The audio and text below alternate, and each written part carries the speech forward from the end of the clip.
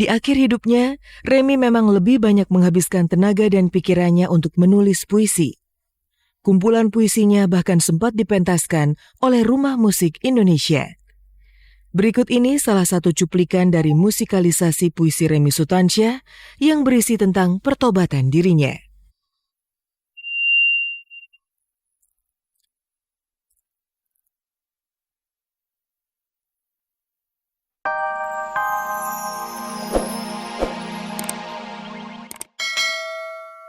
Tak ada berita, koranku putih, radioku hening, SMS-ku bersih.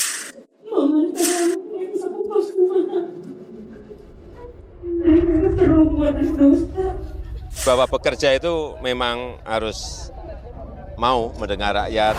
Inna lillahi wa inna ilaihi roji'un. Inna lillahi wa inna ilaihi roji'un.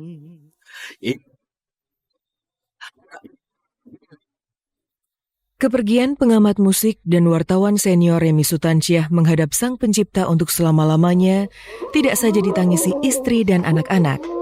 Para artis, tua dan muda, juga tak kuasa menahan kepedihan di dalam dada.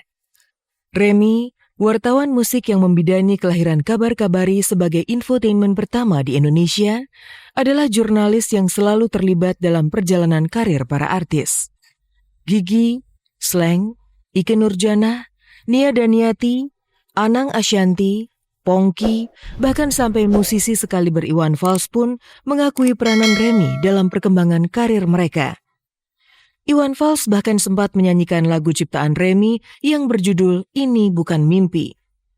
Wajar kalau setelah kabar wafatnya Remy sampai ke telinganya, Iwan langsung meluncur demi melihat sang sahabat untuk terakhir kalinya. Di satu sekolah yang sama sebenarnya sama Remy. Di ISIP.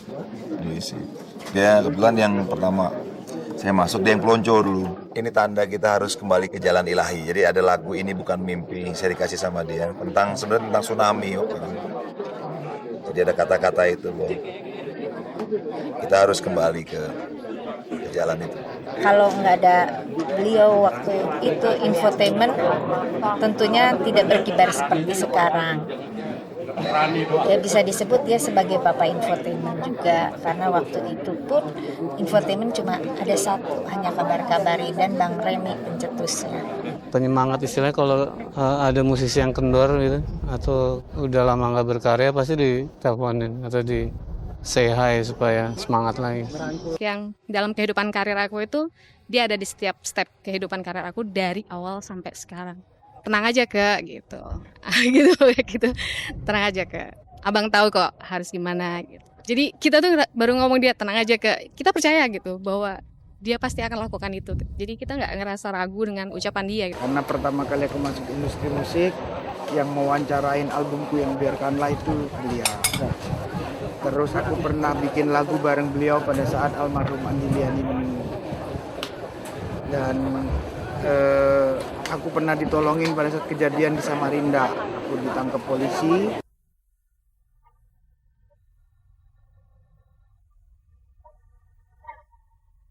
Kemarin di TPU Tanah Kusir, Jakarta Selatan, jenazah Remy Sutansyah dimakamkan. Isak tangis istri dan anak-anak serta para sahabat mengiringi Remy menuju peristirahatannya yang terakhir.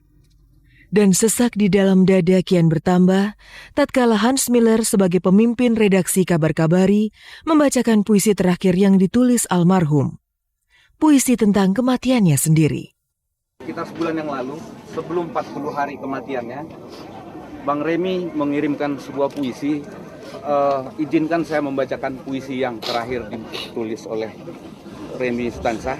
Hari ini tak ada berita, koranku putih, radioku hening, SMS-ku bersih, televisiku diam, emailku tercenung, Skype-ku padam. Hari ini tak ada berita, seluruh mediaku kututup, tertutup dan tercenung. Tanganku gamang, mulutku terkunci, mataku pejam. Telingaku tuli, komputerku mati. Dan di depanku ada mayat tergeletak. Dia tak bernama, tak ber-KTP, tak berpartai, tak berkelas, tak berbendera. Dan itu aku.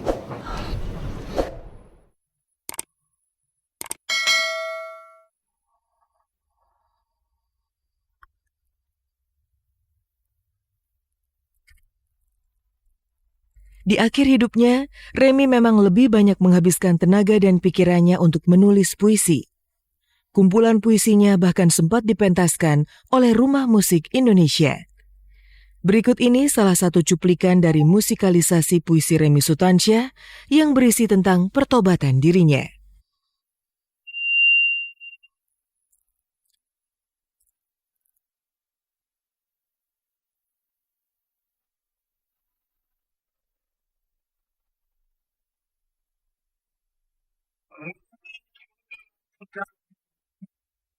Ia rajin menari di lantai dansa.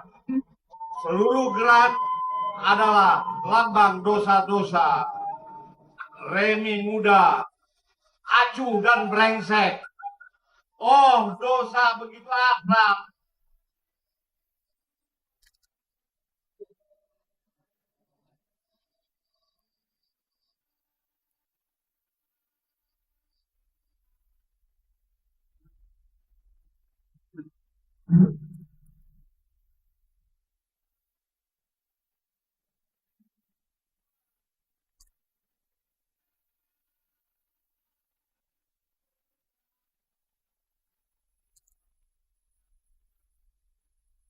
Rumah Musik Indonesia sengaja didirikan Remy karena kecintaannya untuk musik dan seni. Di sini Remy mengundang teman dan para sahabatnya yang notabene para artis ataupun pejabat untuk ikut berperan membahasakan puisi lewat irama musik. Demi masa,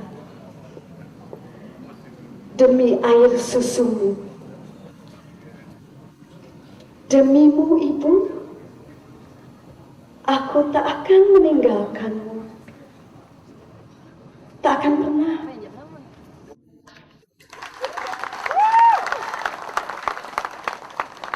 Di atasnya bulan bertengger lumai,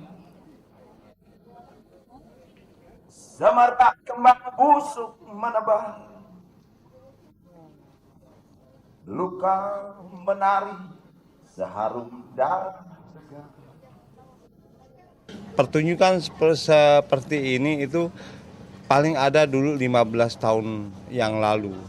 Kesini itu musikalisasi puisi dengan suasana yang kita tangkap tadi itu nggak pernah didapat gitu loh. Nah, saya mengharapkan tontonan seperti ini jadi alternatif. Kini pendiri Kabar-Kabari itu telah tiada. Sahabat dan guru para musisi itu telah pergi untuk selamanya. Hanya doa yang bisa dipanjatkan. Semoga Remy beristirahat dalam kedamaian. Dan semoga kecintaannya untuk dunia seni di tanah air akan tetap dipelihara oleh generasi muda. Teman-temannya banyak sekali yang datang dan menyupport. Datang untuk melihat Bang Remy yang terakhir kalinya. Ya, terima kasih semuanya. Terima kasih. Ya, semoga mudah-mudahan dikasih ketabahan, tapi yang paling penting sih mudah-mudahan berdoa aja, berdoa buat almarhum, karena buat almarhum apalagi yang sampai itu kan hanyalah doa dari keluarga terdekat, begitu pun juga dari saudara-saudara dan teman-teman. Semoga Bang Remy dimudahkan bertemu dengan Allah Subhanahu wa taala, amal ibadahnya diterima oleh Allah Subhanahu wa taala, keluarga diberikan kekuatan. Ya, selamat jalan Remy, udah sampai dan Ayum istrinya aja, teman sekolah saya satu kelas, dan anak-anaknya juga entabah lah.